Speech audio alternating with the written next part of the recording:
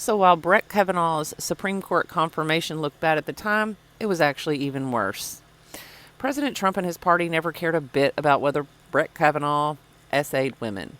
Kavanaugh's 2018 confirmation to the Supreme Court was going to be rammed through no matter what, a new report shows. Trump was not exactly the kind of executive for whom allegations of essay would ever be a deal breaker. We know that. He has since been found liable for what a judge described as rape, and has previously boasted about essaying women just because he could. And thanks in part to Kavanaugh's elevation to the high court, we now live in a country where reproductive rights have been ripped away from women and a president could arguably get away with murder. To refresh your memory, after Kavanaugh's confirmation hearings began, 2 women stepped forward with claims that the FBI had missed in its routine background checks. In a letter to Senator Dianne Feinstein, Christine Blasey Ford, a California college professor, alleged that while they were in high school, a drunken Kavanaugh essayed her as a friend looked on. Deborah Ramirez, a Kavanaugh classmate at Yale, said he drunkenly exposed himself to her in a dorm room party. Kavanaugh's possibly unhealthy relationship with beer, which he memorably denied while acknowledging his affection for the beverage, was also an issue during the confirmation hearings.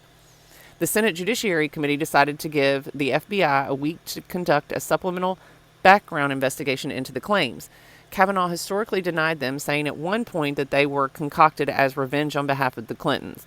Kavanaugh had been a member of the team led by independent counsel Kenneth Starr that investigated, the misconduct by Clinton. I didn't know that. The FBI, which could have interviewed many, the predators investigating them, other predators and themselves, which I guess that's just the whole cycle, right? Okay. The FBI, which could have interviewed many witnesses who may have helped corroborate the allegations against Kavanaugh, severely limited the scope of its supplemental investigations, interviewing only 10 people. They did not include Ford, whose attorney had repeatedly requested an interview. The Bureau disclosed in 2021 that it received more than 4,500 calls and messages related to Kavanaugh. According to Senator Sheldon Whitehouse, a Rhode Island Democrat who requested the information, none of them was investigated. People who were key to corroborating my story have not been contacted, Ramirez said at the time. I feel like I'm being silenced. That's because she was being silenced. The new report by Whitehouse, a member of the Judiciary Committee and the chairman of its federal courts committee, confirms that what many have long suspected. The supplemental background investigation was a sham that was tightly controlled by the Trump White House, even as the then president insisted the FBI had free rein to look into the allegations. The White House, the report says, exercised total control over the scope of the investigation, preventing the FBI from interviewing relevant witnesses and following up on tips. The FBI has acknowledged that. In a widely quoted statement, the Bureau said it responds to requests from the White House counsel's office to conduct background investigations of candidates for government posts. It said it does not have the authority to expand such investigations beyond what the White House asked for. Multiple senators expressly cited the supplemental background investigation's apparent inability to uncover corroborating evidence of the allegations against Kavanaugh as a ground for voting to confirm Kavanaugh, White House wrote. Yet the supplemental investigation was flawed and incomplete, as the FBI did not follow up on numerous leads that could have produced potentially corroborating or otherwise relevant information. The supplemental investigation was simply a #MeToo error exercise in providing cover to Republicans who wanted to appear to take the allegations against Kavanaugh seriously when in fact they were chomping at the bit to confirm another ultra-conservative justice.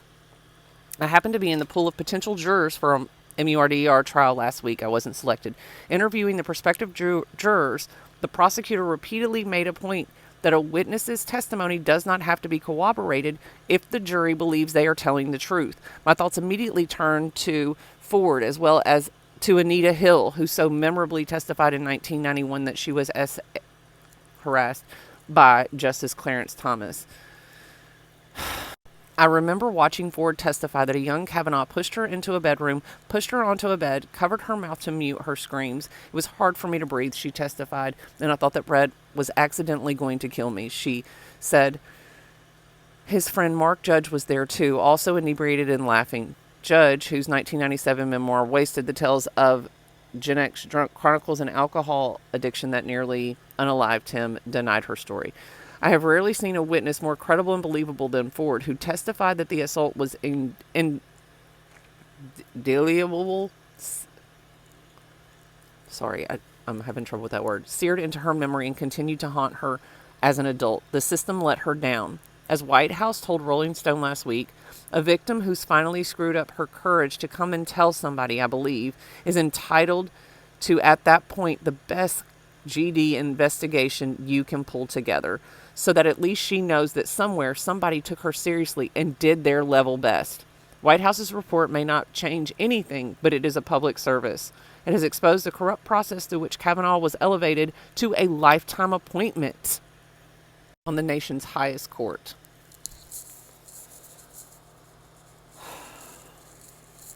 Don't forget to hit those buttons over there. I hope your day doesn't suck. Hey, love y'all. Bye.